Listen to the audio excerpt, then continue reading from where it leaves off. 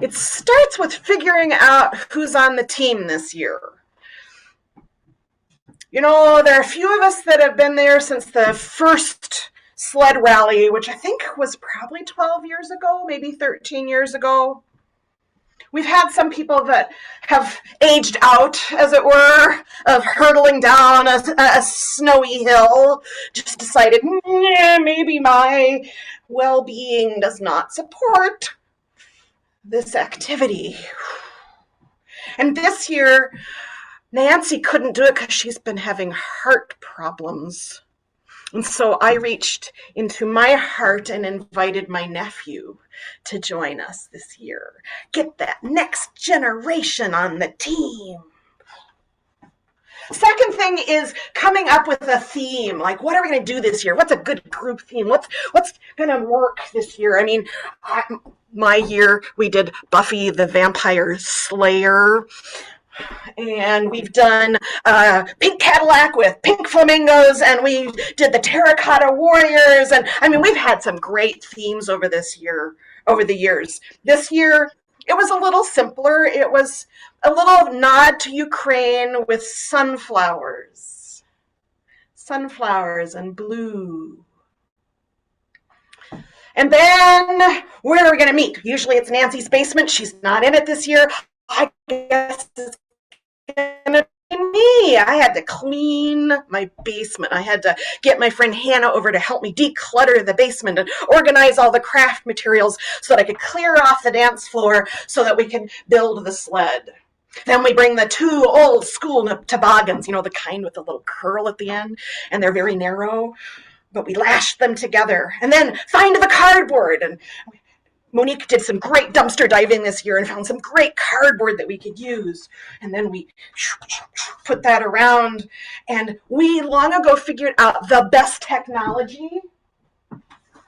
Pipe cleaners. Pipe cleaners are so much better than like glue or staples because you can attach the thing and twist it.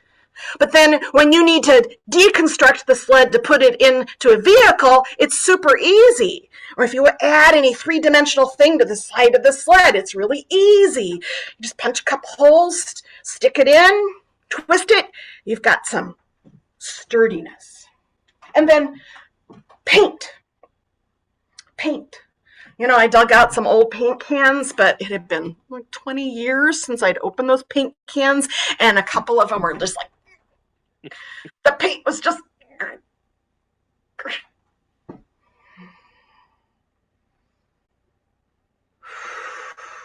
But to me, the favorite thing is that creative problem solving. If I'm building my helmet, you got to have a helmet. And so, you know, you got the cardboard and paint, but this part, so that's a little burlap. And then I stuffed a plastic bag full of plastic bags and old tissue paper that in the cleanup, right? The cleanup that Hannah and I did, that decluttering, those had all got thrown in the trash. And so I just dug through the trash to build this. And then my favorite part to make, there's a word for these, somebody told me, but the little green leaves underneath the flower, those are made out of old shoulder pads from the 80s that I've painted green. It's so fun to figure out, how do I do this thing? I want this effect. What can I use? Is it just paint? Is it, plastic? I think this plastic on the sunglasses was actually like a clear plastic bag, like a girl's bag, and I just cut that up, and I just love that process. I love the process of making art. I love the process of digging through all the crap I've got in my craft room to figure out what's the thing. What's the thing? What can I use? It's lightweight, but has the right color, has the right texture, creates the effect that I want.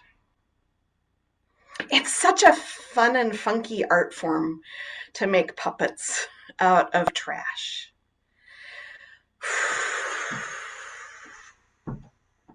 And I love that I live in a city that has a very large and established community of puppeteers. I mean, how cool is that? I just think creativity, communal creativity, is an antidote to all of the ills that face us. Hallelujah.